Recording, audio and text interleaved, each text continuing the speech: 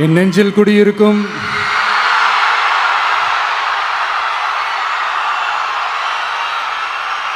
கரூர் சொந்தங்கள், உங்கள் அனைவருக்கும் என்னுடைய வணக்கம்.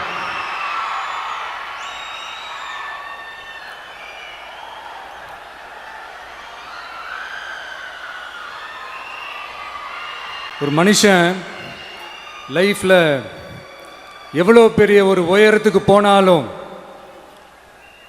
மனசளவில் சில வலிகள், காயங்கள் அதை மறக்க முடியாது இல்லையா? எல்லார் லைஃப்லேயும் அப்படி தான், நமக்கும் அப்படி தான். நிறையா வலிகள், காயங்கள் எல்லாத்தையும் தாண்டி தான் வந்திருக்கிறோம். ஆனால் எல்லாத்தையும் விட ரொம்ப ஜாஸ்தியான அந்த வலியும் அந்த காயமும் எனக்கு அந்த கரூர் சம்பவம் தான்.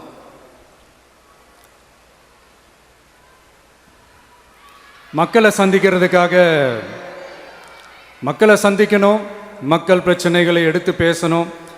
அதுக்காக தான் அந்த மக்கள் சந்திப்பு பயணத்தை தொடங்கி திருச்சி, அரியலூர், நாகப்பட்டினம், திருவாரூர், நாமக்கல், கரூர் அப்படின்னு சொல்லிட்டு போயிட்டுருந்தோம். அரியலூரில் அந்த மீட்டிங் முடிச்சுட்டு பெரம்பலூர் போகிறதுக்கு முன்னாடி அந்த பெரம்பலூர் போலீஸ் எங்களை அலர்ட் பண்ணாங்க. சரிங்க, கூட்டம் கொஞ்சம் ஜாஸ்தியாக இருக்குது, லேட் ஆகிடுச்சு, வராதிங்க அப்படின்ட்டு. So we had no choice. Police சொன்னால் நம்ம அதை ஒபே பண்ணி தானே ஆகணும். அதே நேரத்தில் பெரம்பலூர் மக்களோட அந்த சேஃப்டியும் மைண்டில் எடுத்துக்கிட்டு ஒரு மன வலியோடவே திரும்ப போயிட்டோம். அதுக்கப்புறம் பெரம்பலூர் தொகுதி மக்களுக்கு மன்னிப்பும் கேட்டோம். அதே மாதிரி நாமக்கல் அந்த மீட்டிங் முடிச்சுட்டு கரூர் வரும்போது அந்த கரூர் போலீஸ் எங்களை அலர்ட் பண்ணியிருக்கலாம்ல.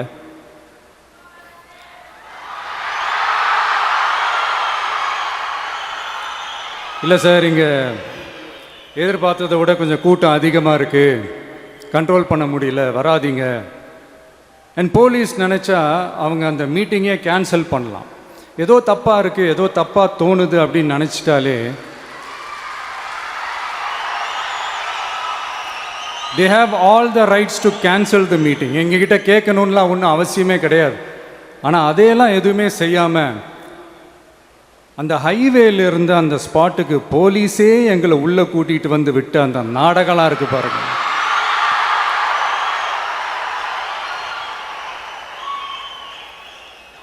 நம்பிட்டேங்க, முழுசாக நம்பிட்டேன். அன்றைக்கி இருந்த அந்த கரூர் போலீஸ் பேசும்போது தேங்க்ஸ்லாம் சொன்னேன் அவங்களுக்கு. எனக்கு தெரியாது இப்படி ஒரு நாடகம் நடக்கும். இதுக்கெல்லாம் யார் காரணம்? இதெல்லாம் யார் சொல்லி செஞ்சது? இப்படி பண்ணுங்க, அப்படி பண்ணுங்க, சப்போஸ் அப்படி நடந்தா இப்படி பண்ணுங்க, சப்போஸ் இப்படி நடந்தா இந்த மாதிரி இன்ஸ்ட்ரக்ஷன்ஸ்லாம் கொடுத்து அந்த ப்ரெஷர் போடுறது யார்?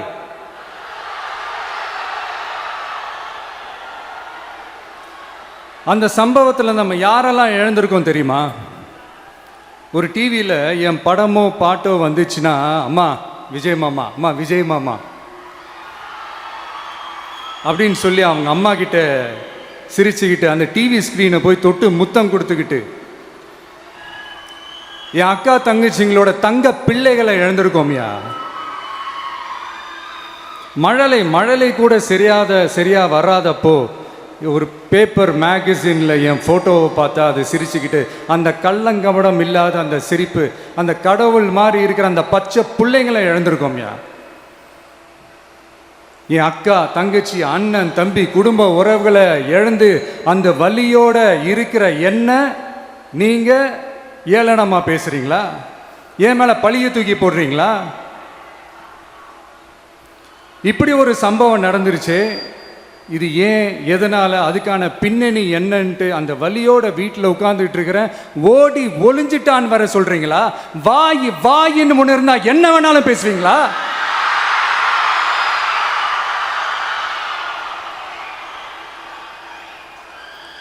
மக்களே, நான் உங்களையே கேட்குறேன், அன்றைக்கி அத்தனை க்ரௌடு இருந்துச்சு, அந்த க்ரௌடுக்கு தகுந்த மாதிரி போலீஸ் பாதுகாப்பு கொடுத்தாங்களா?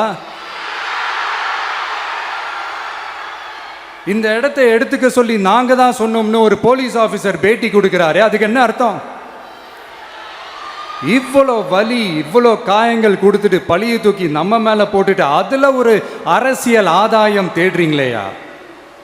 இதில் வாய் கூசாம சட்டசபையில் ஸ்டாலின் சார் நம்ம மேலே திருப்பி விட்டு அங்கே ஒரு அரசியல் செய்கிறாரு. அதுக்கு என்ன அர்த்தம்? நமக்காக வந்திருக்கிற மக்களை காக்க வைக்கிறதுக்கு நான் ஒன்றும் ஆதாயம் தேடுற அரசியல்வாதியெல்லாம் கிடையாது. மக்களுக்காக அரசியலுக்கு வந்தவன் இந்த விஜய். எனக்காக எல்லாமும் கொடுத்த என் மக்களுக்காக எல்லாத்தையும் விட்டுட்டு மக்களுக்காக மட்டுமே அரசியலுக்கு வந்தவன் இந்த விஜய். அவங்களுக்காக நன்றி கடன் செலுத்துறதுக்காக மட்டுமே அரசியலுக்கு வந்தவன் இந்த விஜய். உங்களுக்கு தான் இந்த விஜயை பற்றி நல்லா தெரியுமே. ஆனால் நம்ம எல்லாருக்குமே இத்தனை வலிகள் காயங்கள் கொடுத்தவங்களுக்கு இந்த 2026 தேர்தலில் தக்க பதிலடி கொடுத்துட்டீங்க. ஆனால் அது மட்டுமே பத்தாது மக்களே, அது மட்டுமே பத்தாது. காலகாலத்துக்கும் எழுந்திருக்கவே முடியாத அளவுக்கு நிரந்தரமான ஒரு பதிலடியை நீங்க கொடுத்துக்கிட்டே இருக்கணும்.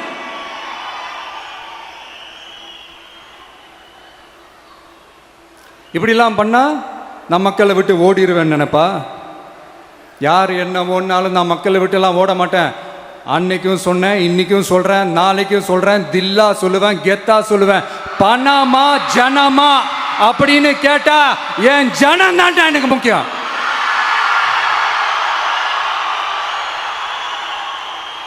மக்களே, உங்களை விட எனக்கு இந்த காசு பணம் முக்கியமா என்ன? இவ்வளோ குறைகள் நம்ம மேலே சொல்கிறாங்களே, இப்போ நான் சொன்ன மாதிரி அவங்களால ஓப்பனாக சொல்ல முடியுமா? அந்த தில்லு இருக்கா, திராணி இருக்கா? ஒரு கிடையாது. ஆனால் நம்ம மக்கள் அமைச்சு கொடுத்த நம்ம அரசை குறைகள் மட்டும் டிசைனா மாடலாக குறைகள் மட்டும் சொல்லுவாங்க. ஒவ்வொரு டிபார்ட்மெண்ட்லேயும் அந்த பார்ட்டி ஃபண்டு, அந்த கட்சி நிதின்ற பேரில் அடிக்கிற கொள்ளையெல்லாம் இந்த தீய சக்தியாக இருக்கட்டும், தீந்து போன சக்தியாக இருக்கட்டும், ரெண்டு பேரும் மாறி மாறி இதே தான் செஞ்சிட்டு இருக்கிறாங்க. இதில் ஒரு ஹைலைட் காமெடி என்னன்னா, சட்டசபையில் பேசும்போது பார்ட்டி ஃபண்டுன்னு தான் சொன்னேன். அது எந்த பார்ட்டி, என்ன ஃபண்டு, யாரு, என்ன பேரு, எதுவுமே சொல்ல. பார்ட்டி ஃபண்டுன்னு சொன்னவனை எடுத்தாங்க பாருங்க ஒரு ஓட்டம். எனக்கே ஃபஸ்ட்டு புரியல, ஏன்பா ஓடுறாங்க? அப்படி என்ன நம்ம இப்போ சொல்லிவிட்டோம்? அதான் அந்த குற்றம் உள்ள நெஞ்சுக்கு தான் குறுகுறேங்கும். இது எப்படி இருக்கு தெரியுமா? எங்கள் அப்பா பீரோக்குள்ளே இல்லை, எங்கள் அப்பா பீரோக்குள்ளே இல்லை அப்படின்னு சொல்கிற மாதிரி. ஐயோ, ஏன் கேட்குறீங்க? இவங்களோட செம்ம கூத்தாக இருக்குங்க, செம்ம ஃபன்னாக இருக்கு. சென்னையில் ஒரு பாலம் கட்டுறதுக்காக நார்மலாக ஆகிற செலவை விட அதிக செலவில், கிட்டத்தட்ட டபுள் மடங்கு செலவில் ஒரு டெண்டர் ஒன்று விட்டுருக்குறாங்க. அதையெல்லாம் தோண்டி எடுத்து அதெல்லாம் இப்போது கண்டுபிடிச்சி கேன்சல் பண்ணியிருக்கிறோம். இன்னும் எத்தனை கோடி ஊழல், எத்தனை லட்சம் கூடல் தோண்ட வருமோ எங்களுக்கே தெரில. ஒவ்வொரு முகமுடியாக கிழியுது. ஐயோ, இந்த விஜய் ஒவ்வொரு கதையாக எடுத்து வெளியில் விட்டுருவான் போலேன்ட்டு திரும்புகிற பக்கம்லாம் கதறல் கதறல் கதறல். காதலேருந்து ரத்தம் வராத குறை. ஆமாம், இப்படி ஊழல்லே ஊறி போனவங்க இப்படி தான் இருப்பாங்க. இந்த 50-55 நாட்களில் அங்கே செஞ்ச சில விஷயங்கள்லாம் சட்டசபையிலே எடுத்து சொன்னேன். பட் இங்கே ஒரு சில விஷயங்கள் சொல்லணும்னு நினைக்கிறேன். இந்த மின்சாரத்துறையில் இதுக்கு முன்னாடி போட முடியாமல் இருந்த அந்த பதவி உயர்வை இப்போ தான் எங்களால் போட முடிஞ்சுது. அதுக்காக ஒரு அக்கா அழுதுகிட்டே ஒரு நன்றி சொன்னாங்களே, அதெல்லாம் அவங்க கண்ணில் படாது அந்த வீடியோலாம். குறை சொல்கிறவங்களுக்கு.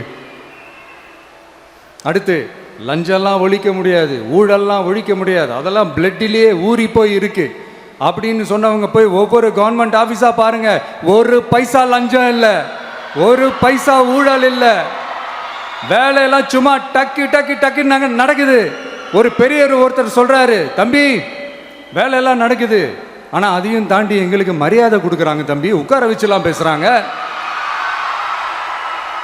இதெல்லாம் இதுக்கு முன்னாடி நடந்ததே இல்லை. அவனை போய் பாரு, இவனை போய் பாரு, இந்த ஆஃபீஸரை போய் பாருன்னு சொல்லி அலைய விடுவாங்க.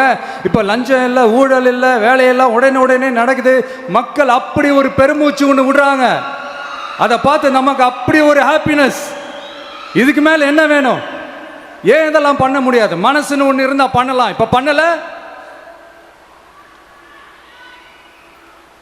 அதே மாதிரி இந்த எல்என்டி நிறுவனத்தோட 18,600 crore-க்கு 3 திட்டங்கள் அந்த ஒப்பந்தம் அந்த கையெழுத்து போட்டிருக்கிறோம். கிட்டத்தட்ட 8,200 பேருக்கு வேலை வாய்ப்பு. நான் சொல்கிறது அந்த 3 மாவட்டத்தை சேர்ந்தவங்களுக்கே அவ்வளோ வேலை வாய்ப்பு. குறுவை சாகுபடிக்காக 134 கோடியில் அந்த சிறப்பு தொகுப்பு திட்டம் அறிவிச்சிருக்கிறோம் நம்ம விவசாயிகளுக்காக. இப்போவும் சொல்கிறேன், நம்ம விவசாய பெருமக்களே, உங்களோட இந்த அரசு கூடவே நிற்கும். பெண்கள் பாதுகாப்புக்காக சிங்கப்பெண் அதிரடி படை, அது உங்களுக்கு நல்லா முன்னாடியே தெரியும். வரப்போகிற அறிஞர் அண்ணா அவர்களுடைய பிறந்த நாளில் உங்கள் அண்ணனுடைய அரசில் தாய் மாமன் தங்க மோதிர திட்டம் அறிவிக்கப்படும். இதெல்லாம் கேட்டாங்களே, வாக்குறுதி கொடுத்தீங்களே, என்னாச்சு என்னாச்சுன்னு. இந்த தீய சக்தி மாதிரி ரியல் தாய் மாமன்லாம் கிடையாது, ரியல் தாய் மாமன். எப்படி ரியல் தாய் மாமன்.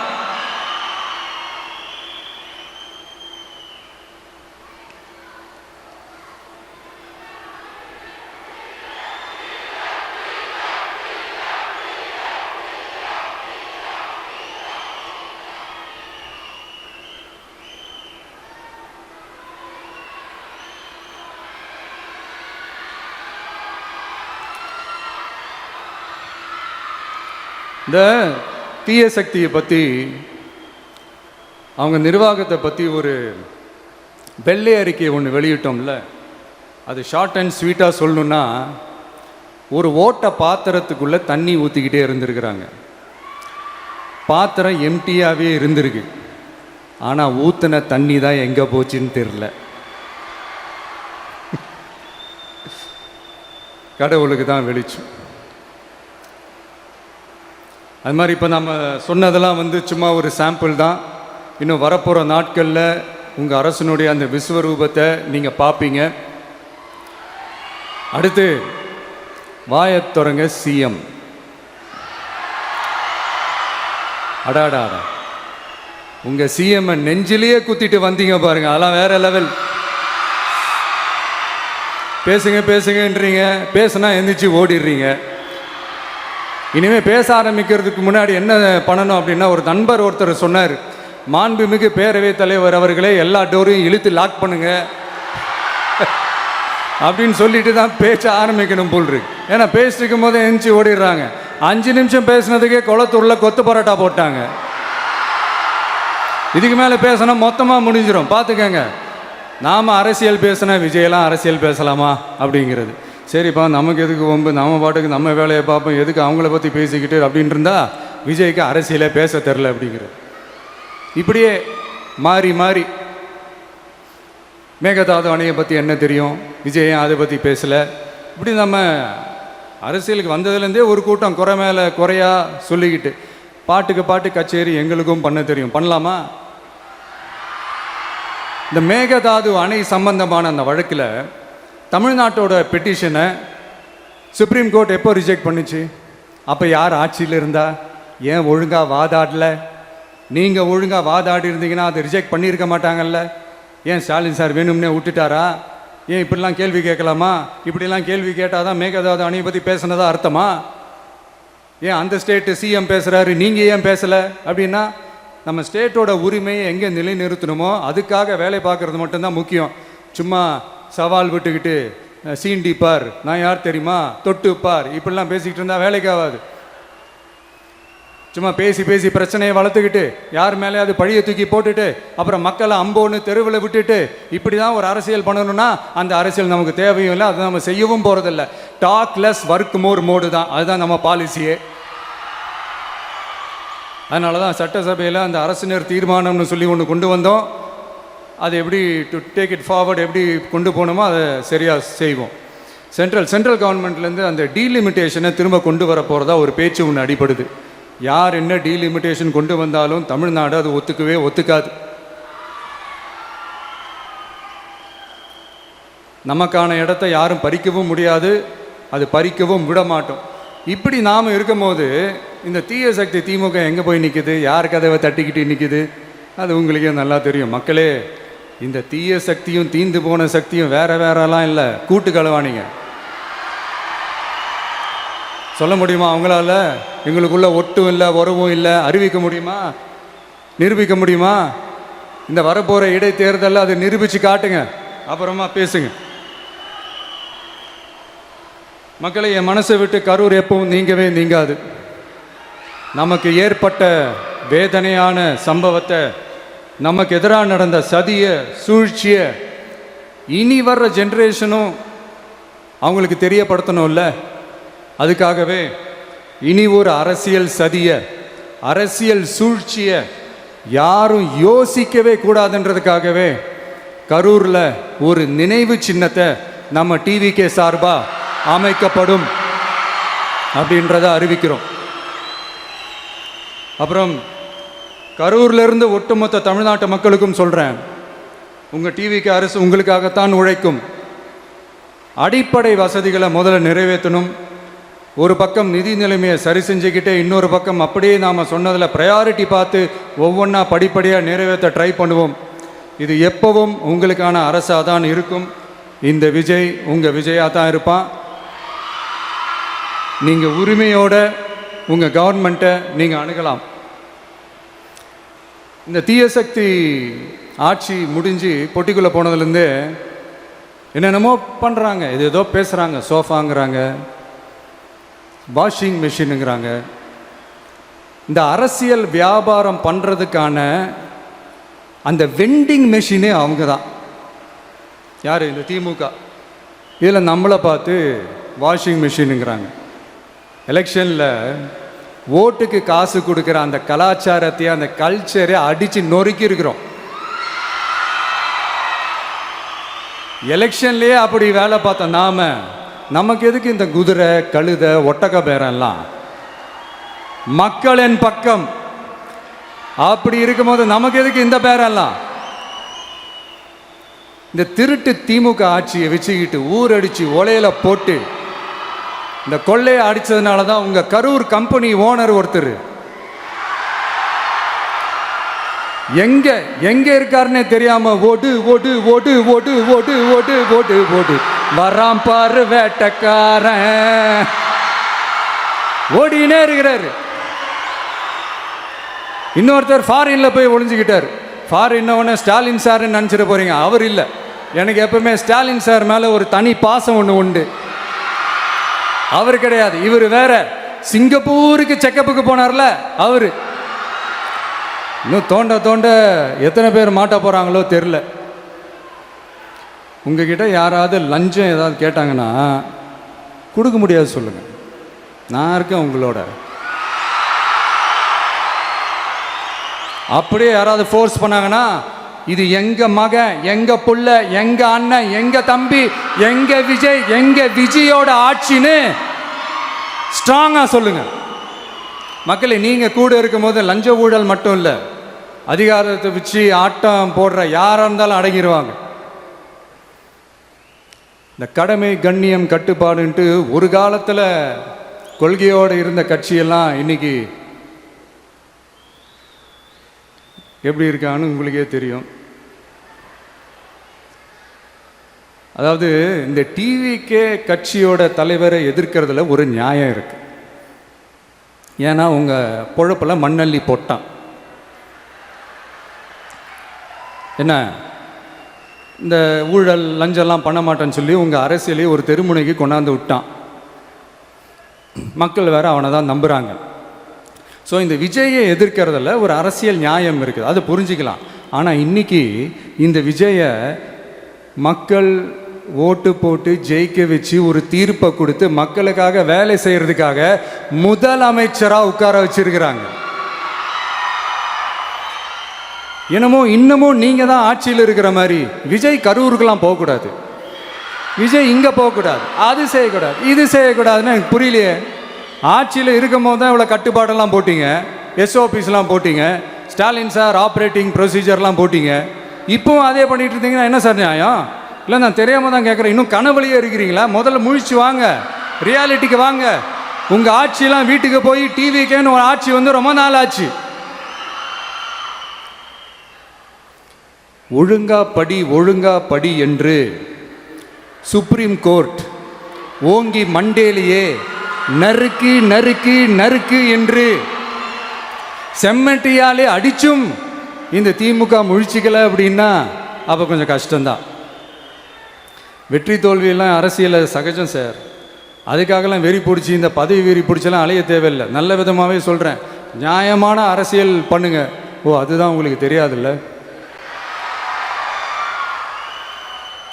இந்த தீய சக்தி திருத்தவும் முடியாது, அவங்களா திருந்துவாங்கன்னு பார்த்தா அதுவும் நடக்க போகிறதில்ல. அதனால் வரப்போகிற இடைத்தேர்தலில் மக்களே இந்த தீய சக்தி திமுகவை நல்லா வெச்சு வெளுத்து விடுங்க. கான்ஃபிடண்டா இருங்க மக்களே, நல்லதே நடக்கும், வெற்றி நிச்சயம். மீண்டும் சந்திக்கும் வரை நன்றி, வணக்கம்.